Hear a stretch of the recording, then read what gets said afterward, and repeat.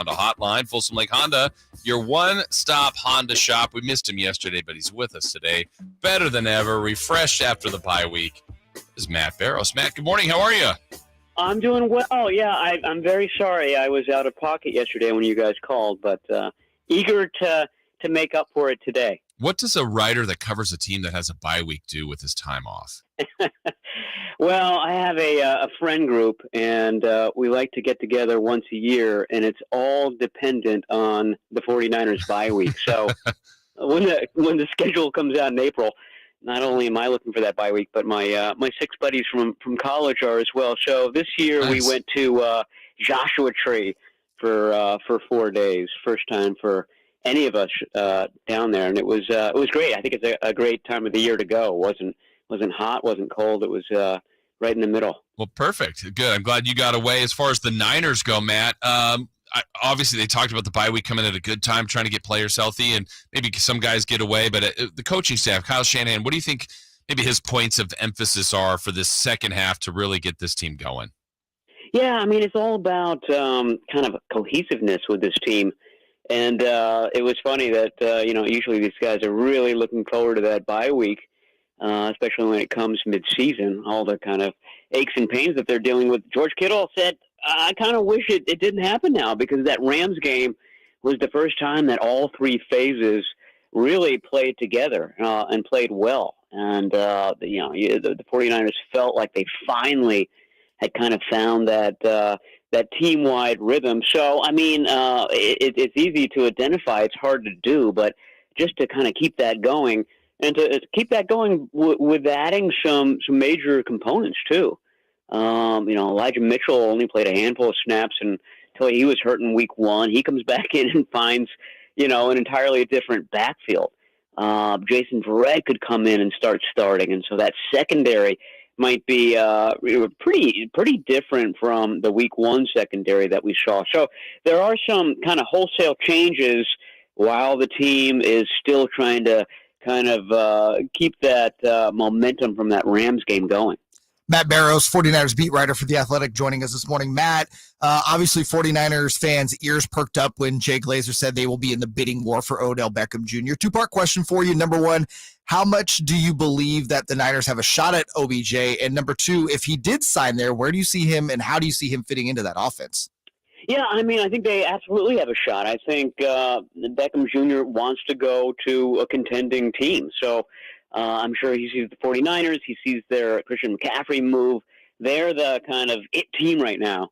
But, I mean, there are other teams like that. I mean, Jerry Jones is putting on a full court press, wooing him, Beckham Jr. right now. The Bills, that's a team that any good offensive weapon would want to sign, given who their quarterback is. He has a kind of existing rapport with the Rams. So, I think he and his agent are doing an excellent job of kind of creating a market, creating a bidding war.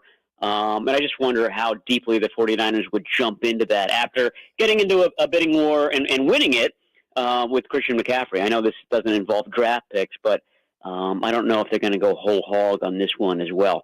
They keep surprising me, though, so who knows what happens. As far as how he fits, that to me is the bigger question there, because, you've got a receiving core that already includes Deebo Samuel and Brandon Ayuk and George Kittle. You've got McCaffrey who's going to be getting a lot of passes. I just wonder whether it's a kind of too many cooks spoil the soup situation. You start to get sort of an all-star team feel, and those can go. There are 2 ways those can go. They can go really well, and you win the Super Bowl like the Rams did last year, or it's the 2011 Philadelphia Eagles, sort of like an ESPN dream team that just had nothing, and they were criticized for it. They had no chemistry. Expectations were high, and it just collapsed in on itself. So you don't want that. I mean, that's sort of a John Lynch question. He's all about chemistry and locker room and how would Beckham sort of help that. So I don't know, but it would be a lot of mouths to feed for Jimmy Garoppolo. Yeah, that's the only downside I really see in it, Matt, is that last point. And I don't know the Niners players well enough, and I'm sure you could speak on it better, that when you add a player like that, there's going to be weekends where not everybody gets theirs. It's just a matter of numbers. And I don't believe it's a team filled with ego, but maybe that goes hand in hand with winning. If they don't win, maybe that ego shows up more. I think that's the only downside I could possibly see. Do you think it could run amok amongst that locker room? Well, I mean, that's what the 49ers take pride in, is their locker room and the camaraderie and the selflessness and all that. And Shanahan said he's only heard good things about Odell Beckham. But these are wide receivers. I mean, these guys, they're built to want the ball. You can't exist as a wide receiver without that ego part of you. And I know that Deebo Samuel has it. And Brandon Ayuk has it as well. So again, Jimmy Garoppolo can be hot and cold. It would be a lot of pressure on him to, like I said, to kind of feed those egos. I think that they could coexist, but to me, it is a question mark for sure. I mean, last year this team just leaned so heavily on Deebo Samuel, and he rose to the occasion every time. I wonder how he would handle sort of being, second, third, fourth option some games. That to me would be difficult given everything that he gave everything to this team last year, and was rewarded for it. But it's a fantastic question. I don't know what the answer is, but I guarantee you it's something that John Lynch and Kyle Shanahan are contemplating right now. Matt Barrows from The Athletic joining us this morning. Matt, three guys on the defensive side of the ball that I think could really give the Niners a boost if they get healthy. I want we can get a couple updates on. Eric Armstead, Javon Kinlaw, Azeez Al-Shaair. Where are we at with those three guys? Yeah, I mean, it seemed a few weeks ago as if Azeez Al-Shaair would be the last guy to return. He had that MCL injury early in the season, but he's been ahead of schedule the whole time, and he could be back this week. Kinlaw's got to stay out one more week just because he's the only one of those three. I guess Al-Shaair is too. He's on IR, so I think he has to, by rule, miss this Chargers game, and then he'll be eligible to come back. I talked to him about, 5-6 days ago, and he looked good. He was in good spirits. He said the swelling in his knee has gone down. He understands now what kind of maintenance it's going to require to get through this season. So I think he's in a good place, and I think that he would be back for that game, the Cardinals game in Mexico City, which is a Monday night game. So that gives him an additional day to sort of get back into the swing of things. Throughout this whole thing, Eric Armstead, he's probably easily the most valuable of that trio you mentioned. And it's been a little bit murky with him. I think he's getting closer. Wednesday will be a big day, I think, for him. If he's back at practice, that might indicate that he plays against the Chargers. But I think that could be one more week with him, just one more week getting that ankle, that foot back together so that he's able to play that back eight of the season, those back 8 games.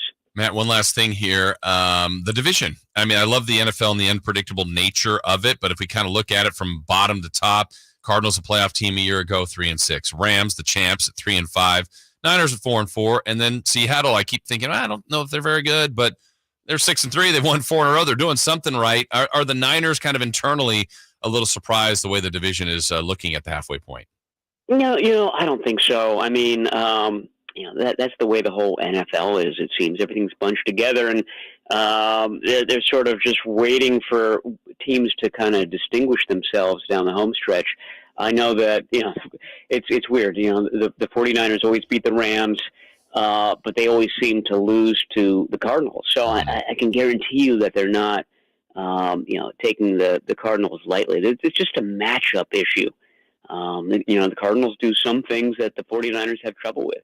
They have trouble with the scrambling quarterback. Well, the Cardinals have the ultimate scrambling quarterback in Kyler Murray. So I don't know. I think that they will tell you that they're not going to take any of these teams lightly, that any of them can still kind of come out of this division.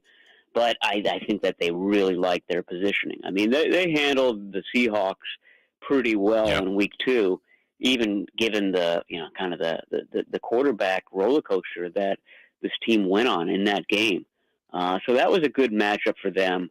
My compadre, David Lombardi, predicted that they win all of their division games this year. And when you do that, it's kind of hard not to win the division. I think that they're set up really well. They could go either way. The Rams seem to be having a real kind of Super Bowl hangover.